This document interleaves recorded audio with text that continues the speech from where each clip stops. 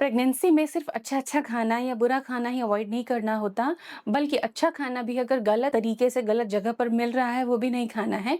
आज मैं आपको बताने वाली हूँ कि प्रेगनेंसी में कहाँ का कौन-सा खाना बिल्कुल अवॉइड करना है, लेकिन क्यों करना है, साइंटिफिक लॉजिक के साथ।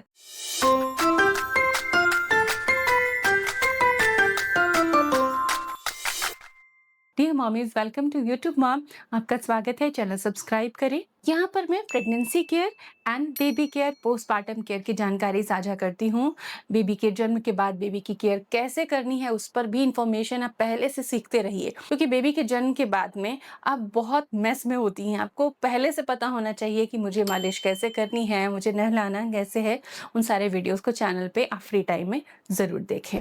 आज हम बात करने वाले हैं कि किन अच्छी चीज़ों को भी आपको अवॉइड करना है, किन कंडीशंस में। तो नंबर 1 है कट फ्रूट्स। कट फ्रूट्स देखिए, कई बार ऐसा होता है ना कि हम फ्रिज में भी बहुत ज़्यादा फ्रूट का पोर्शन है, जैसे गर्मियों में तरबूज है, बहुत बड़ा तरबूज है, हमने कट करके फ्रिज में रख दिया एंड नेक्स्ट डे खाया, तो अदर फैमिली मेंबर्स के लिए ओके है, उनका डाइजेशन अप डाउन होगा ना, तो उनको डॉक्टर एंटीबायोटिक्स भी दे सकता है, प्रेग्नेंट माँ को नहीं दे सकता। तो आपको बहुत ज़्यादा दिक्कत का सामना करना पड़ेगा। तो कट फ्रूट्स आप नहीं खाएं घर में, और बाहर का सवाल ही नहीं उठता, क्योंकि बाहर वो एक्सपोज होते हैं, वो रेफ्रिजरेटर में तो होते नहीं है कि टेम्परेचर पे बैक्टीरियल ग्रोथ नहीं होगा। इवन गर्मी में 2 घंटे के अंदर चीज़ें खाने लायक नहीं बचती, बैक्टीरियल ग्रोथ इतना ज़्यादा होता है, और फलों में नमी होती है और वातावरण में गर्मी है। ये 2 चीज़ें चाहिए होती है बैक्टीरियल ग्रोथ के लिए, और ये आपको पेट को बुरी तरह खराब कर सकता है। तो फ्रूट्स, कट फ्रूट्स, कितने भी फैंसी रेस्टोरेंट में चले जाएँ आप, फ्रूट वाली चीज़ें आप अवॉइड कीजिए। शादी, फंक्शंस में जा रहे हैं, वहाँ पे फ्रूट्स अवॉइड कीजिए, कट फ्रूट्स, क्योंकि वहाँ धोने के लिए कैसे पानी का यूज़ किया गया है आपको नहीं पता। हाइजीन बहुत ज़्यादा पुअर होता है। दूसरी चीज़ है कि जब भी आप बाहर जाते हैं, कई बार कोल्ड कॉफ़ी लेते हैं, शेक्स लेते हैं, लेकिन शायद आपको नहीं पता कि जिस दूध से वो बनाई जाती हैं, वो अनपास्चराइज्ड भी हो सकता है, लोकली अवेल्ड भी हो सकता है। ज़रूरी नहीं है कि वो पैकेट का, ब्रांड का दूध लाएँ जो पास्चराइज्ड हो। प्रेगनेंसी में अनपास्चराइज्ड डेयरी प्रोडक्ट से रिस्क हो सकता है, डाइजेस्टिव इश्यूज़ आ सकते हैं आपको।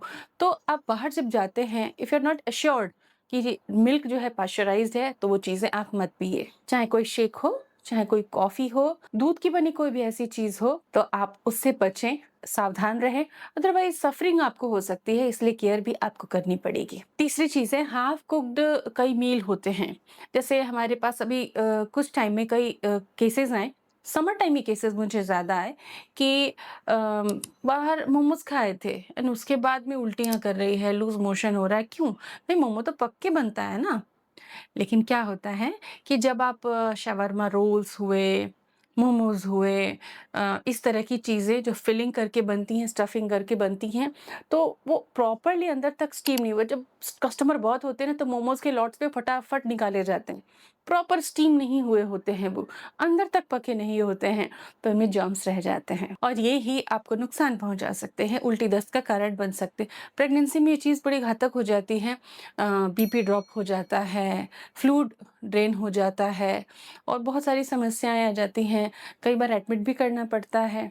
तो आप बाहर के मोमोज़, फिलिंग वाली चीज़ें, पनीर की चीज़ें मत खाइए, क्योंकि वो प्रॉपर अगर कुक ना हो तो आपको रिस्क दे सकती हैं। इसी तरह चिकन के भी आइटम्स जो होते हैं ना, चिकन के रोल्स होते हैं, रोल वगैरह में तो साइड में जो चीज़ें बचती हैं ना, वो ही फिलिंग बना दिया जाता है, तो इनसे आप बचिए। चाट है, नूडल्स है या मंचूरियन की ग्रेवीज़ हैं, ये कई बार मल्टीपल टाइम रीहीट करके परोसा जाता है।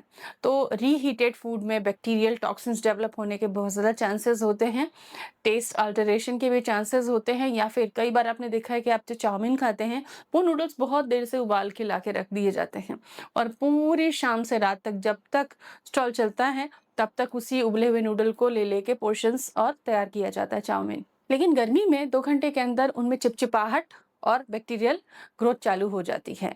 तो अगर आप ऐसे नूडल्स खाते हैं, तो डेफ़िनिटली प्रेगनेंसी में आपने डेंजर को ही बुलाया है, इनसे बचिए। बाहर की जो डिप्स होती हैं और चटनी होती है, जैसे आपने समोसा लिया और चटनी ली, तो समर्स में उसकी हाइजीन का प्रॉपर ध्यान रखें। जिस जगह से खा रहे हैं, अगर वो हाइजीनिक नहीं लगे, तो आप चटनी अवॉइड कर दीजिए। चटनी, डिप्स, सॉसेस, इनमें बहुत ज़्यादा रिस्क होता है कंटामिनेशन का, और इवन इसके प्रिपरेशन मेथड का भी। आपको नहीं पता कि अगर धनिया की चटनी है, तो उसमें जो धनिया यूज़ यूज़ किया गया है। बंज में जब हम घर में धनिया छाँटते हैं, तो उसमें से कितनी सारी चीज़ें निकालते हैं, धोते हैं तो कितनी मिट्टी निकालते हैं।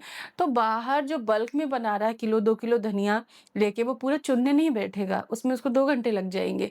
तो इस तरह से वो चीज़ें इतनी हाइजीनिक नहीं होती हैं, तो थोड़ा-सा सावधान रहिए, सावधान रहेंगे तो सेफ रहेंगे। अब आपके लिए आज की डाइटेशियन टिप कि प्रेगनेंसी में फ्रेश, हॉट, हाइजीनिक फूड ही नहीं, प्रेगनेंसी में हॉट, फ्रेश, हाइजीनिक घर का सेम डे का कुक किया हुआ फूड आपके लिए बेस्ट है। इस प्रिंसिपल पे आप चलेंगे अगर, तो 9 महीने बहुत ही अच्छे से खुशी के साथ बीतेंगे। Stay healthy with me. Thank you.